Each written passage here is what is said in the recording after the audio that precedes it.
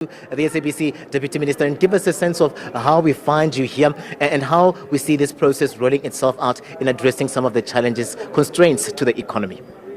Katlego, South Africa needs 4 trillion rands to deal with the infrastructure backlog that we have. We need, if we are to deal with the infrastructure needs that we have by 2035, we need 4 trillion rands.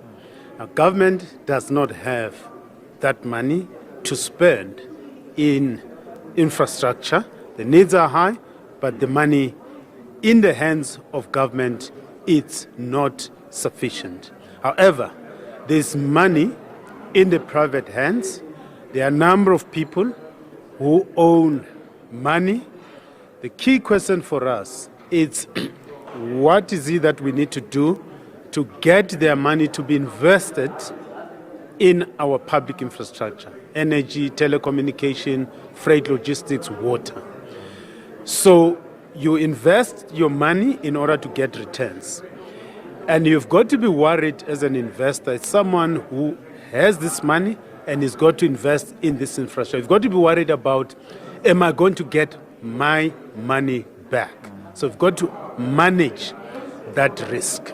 We see the request for qualification. We know that following would be the request for proposal. Do you get a sense? I know that this would form part of what government has been working on in terms of the reforms in ensuring that there are multiple players like the private sector that help here.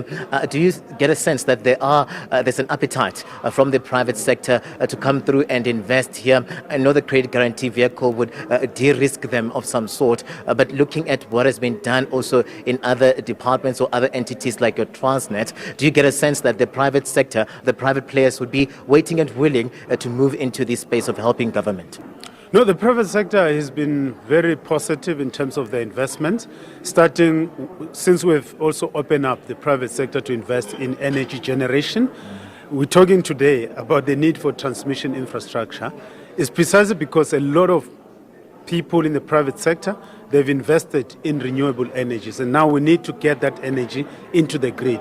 In transit or freight logistics, we said it's important for us to open up our rail infrastructure and allow private operators to operate on our rail infrastructure. It's like on our national road, you don't only have the city-to-city power operating on that road. You have other bus operated operating, transporting people. So we're saying that should also apply on our rail infrastructure, that you don't only have Transnet transporting goods on our rail infrastructure. We said let's open it up through what we call third-party access, and about 90-something people came out and said they want to put their locomotives on the rail infrastructure in order to compete with Transnet in transporting goods. And that competition will definitely lead to more efficiencies, will lead to good competition, and it will also reflect in the prices that the users of the locomotives are going to get, as opposed to having one company which is the only operator in that space, in this case the rail infrastructure. And we know that if you've got a monopoly, the monopoly gives you the price. You have no choice but to pay the price that a monopoly gives you, and that has huge implications for our ability to grow the economy, because in order for us to grow our economy, the cost of living, the cost of doing business in South Africa have to be lower. We're not the only people who are trying to attract investors. There are a number of jurisdictions that are trying to get investors their way. And if we make it difficult, make it costly for us to get that investment our way, we won't be able to grow the economy. So we are working very well with the private sector, and there's huge appetite, including in our ports, for investment in South Africa, including in what we call the network industries, i.e.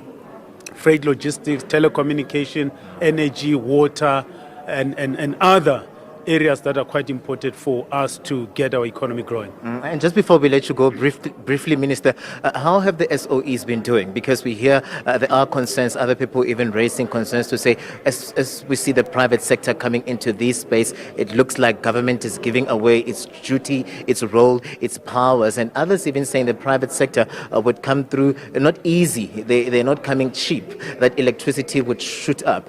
When you look at the SOEs, how are they doing? Are they coming, knocking, asking for somewhat of bailouts from you? And how do we see some of these efforts also helping them to keep afloat? The number of SOEs that are coming to the fiscus looking for money has reduced. The amount of money as well that they request has also significantly reduced. And there's great green shoots. I don't want to steal the thunder from Eskom, but from what I've been told, on the financial side, there's significant improvement from the point of view of Eskom in terms of the operational performance. I mean, load shedding is not as intense, it's almost non-existent now compared to where we were, and that tells you that this SOE, Eskom, has improved insofar as this performance is concerned. And if you improve insofar as your performance is concerned, it means that you are generating either a good or a service, and we see it in Eskom. They are selling electricity, and as you sell electricity, you're generating revenue, and that shows in your financials.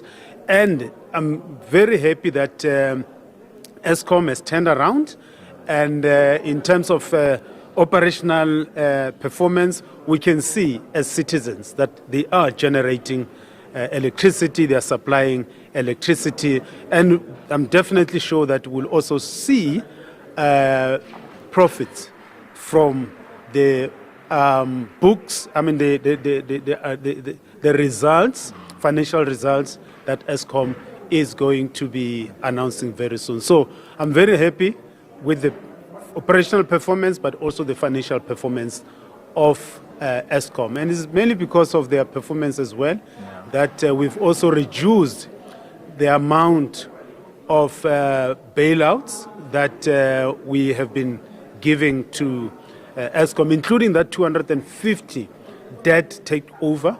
We had to reduce it a little bit, mainly because Eskom is turning things around, and a number of SOEs must take a few lessons from Eskom. DM, I really appreciate you giving us your time this afternoon. The Deputy Minister of Finance, David Masondo, giving us his time and giving us a sense of how these SOEs have been doing. And you see Eskom really looking at working with its entity, the National Transmission Company of South Africa, to ensure that all of these efforts, the request for qualification and proposals and the likes, would see this project, this mega project, become a reality. I'm Katlego for SABC News at the JSE in Sandton.